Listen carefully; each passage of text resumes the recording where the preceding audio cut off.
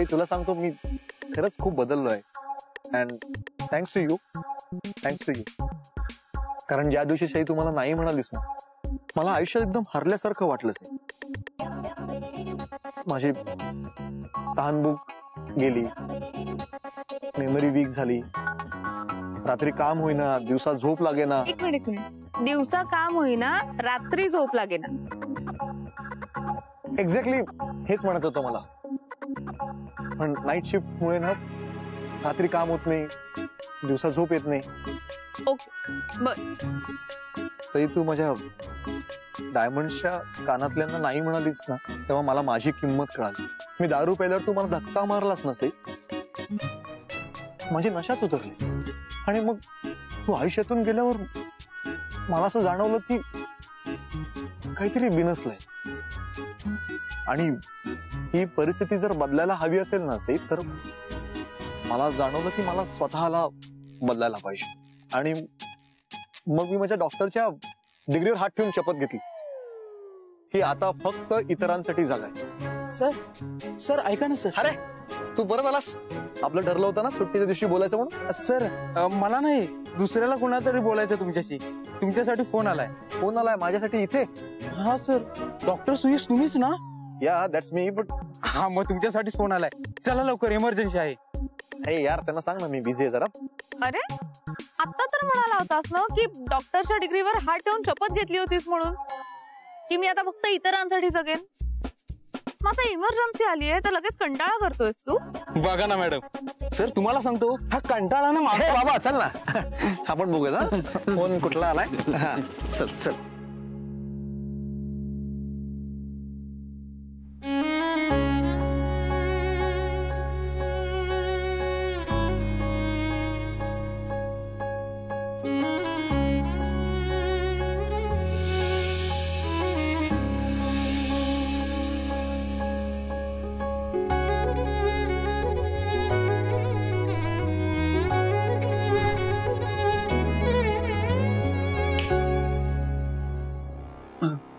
काय भावी आयुष्याची स्वप्न रंगवत होतास ना? नाही रे. अरे मग रंगव स्वप्न. आता लग्नानंतर तुला मेघनाला इकडे घेऊन यायचंय ना. ती बिचारी तिकडे दापोलीत वाढली. तिने कुठे हे सगळं असं बघितलेलं असणार. आणखी ना अरे आधी लग्न तर होऊ दे त्याचं. त्या आधीच पुढचे प्लॅन कशाला लागतोयस? अरे लग्न तर झालेलंच आहे नक्की. आता सई आणि सुयश जुळलं ना तसं आदित्यचं आणि मेघनाचं जुळेलच की. सई आणि सुयश तरी कुठे धड जुळले. तर फक्त फोन लाईन्सच जुळले. हॅलो कोण बोलतोय? मी बलविंदर सिंग सोदी बोलतोय. बलविंदर सिंग एक मिनिट. तुम्ही मगाशी माझ्या मोबाईलवर फोन केला आणि आता या कॅफे मध्ये फोन करताय. तुम्हाला कसं कळलं मी ह्या कॅफे मध्ये आहे ते? हे बघा डॉक्टर ते महत्वाचं नाहीये हो. नाही महत्वाचं कसं नाही? आणि एक मिनिट तुम्ही मगाशी माझ्याशी पंजाबी हिंदी मधून बोलला आणि आता डायरेक्ट मराठी. मी नांदेडचा आहे ना. गुरु गोविंद सिंगांची समाधी आहे तिकडे. मोठा गुरुद्वारा आहे गोदावरी नदीच्या पाशी. हे बघा मी जन्माने शीख असलो ना तरी दिल से मराठी आहे मराठी. नाही नाही तुम्ही हे सांगायला मला फोन केला का आता इथे? नाही मी नांदेड वरून आलोय ट्रक मधून मालाची डिलिव्हरी करायला. अहो पण मग मी काय करू? तुम्ही मालाची डिलिव्हरी करून द्या. तुमच्या मालाची डिलिव्हरी मी का करू? नाही माझ्या बायकोचं नाव माला. ती ट्रक मधून नांदेड वरून माझ्या बरोबर आली आहे आणि ती प्रेग्नंट आहे तेव्हा माझ्या मालाची डिलिव्हरी तुम्ही करा. हे बघा मी गायनेक नाहीये मी सर्जन आहे. मग सर्जरी करून बायकोला मोकळी करा. अहो मी तुमचं आणि तुमच्या हॉस्पिटलचं नाव ऐकून नांदेड वरून इथपर्यंत आलोय. हो मग आलात तसे परत जा.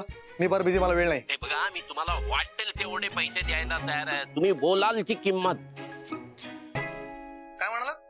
वाटेल तेवढे पैसे आणि बोलेल ती किंमत. हो तुम्ही फक्त डिलिव्हरी करा.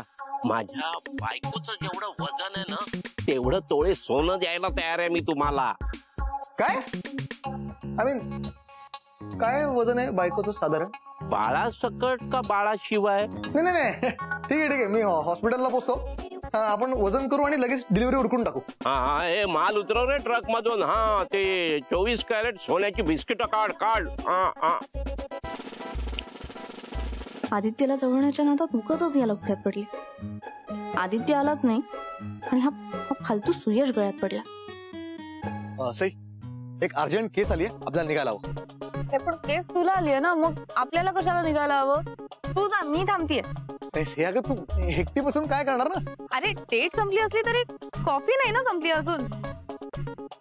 आणि मला माझी कॉफी शांतपणे एकटीला बसून संपायची. ओके ओके, दिली जाऊन मी. वेटर, मॅडमला काय पाहिजे ते बघ. Okay bye.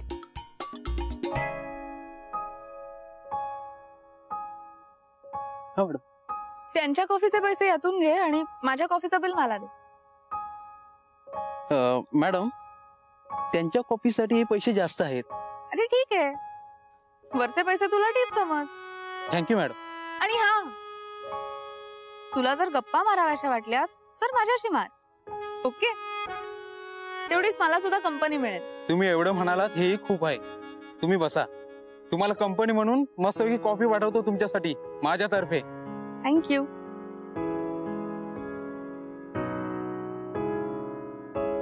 सई,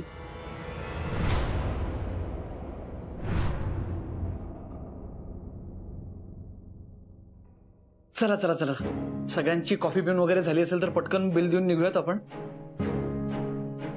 आणि असं एकदम एकत्र घोळक्याने नको जायला. सईला जर चुकून दिसलं ना तर प्रॉब्लेम होईल ना. चला एक एक करून. काय प्रॉब्लेम होईल रे?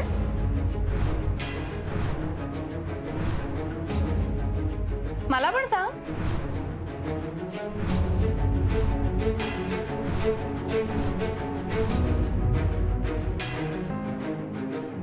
वा लाज्जो,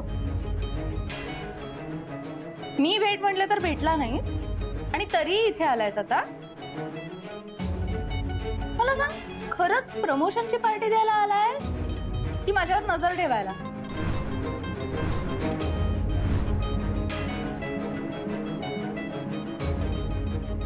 खरंच भेट व्हायची असली ना तर कितीही टाळायचं ठरवलं तरी ती होतेच. दादा मामांच्या भाषेत सांगायचं झालं तर काही गाठी हा वरचा जुळवतो, मग त्या जुळायच्या नसल्या तरी जुळतातच. हो ना दादा मामा? बरोबर.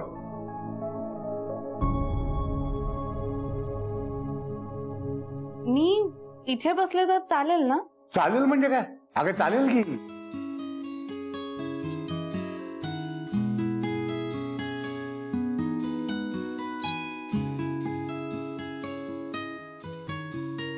मग सई, काय घेणार तू? मॅडम, तुमची स्पेशल कॉफी.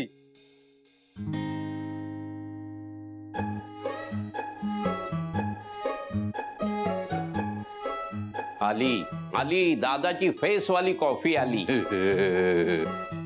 तुम्हाला आवडते का ही कॉफी? मग घ्या ना तुम्ही. नाही नाही, त्यांचं काय ऐकतेस तू? तू तुझं सांग, तू इकडे काय करतेस? कॅफे मध्ये काय करणार? कॉफी प्यायला आलीये. एकटीच? तुम्ही सगळे आहात की? नाही, ते आत्ता. पण आधी कोण होतं? आधी काय आणि नंतर काय दादा मामा? या जगात प्रत्येक माणूस एकटाच येतो आणि एकटाच जातो. हो, नाही जन्म मरणाचं सोड, इकडे आलीस कोणाबरोबर ते सांग. होतायत मित्र.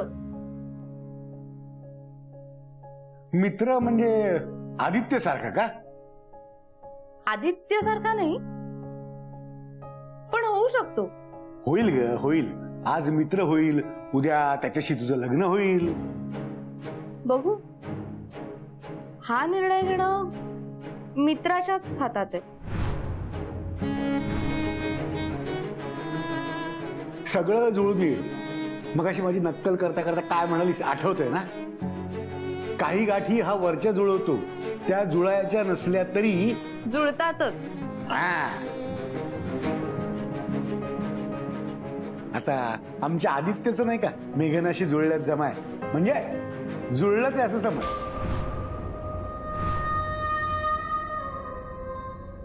हो का आदित्य? तुझं आणि मेघनाचं जुळलंय असं समजू का मी?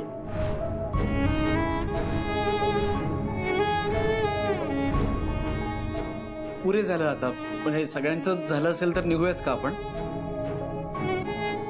उशीर होतोय ना आपल्यालाही आणि सईलाही. मला काही उशीर बिशीर होत नाही.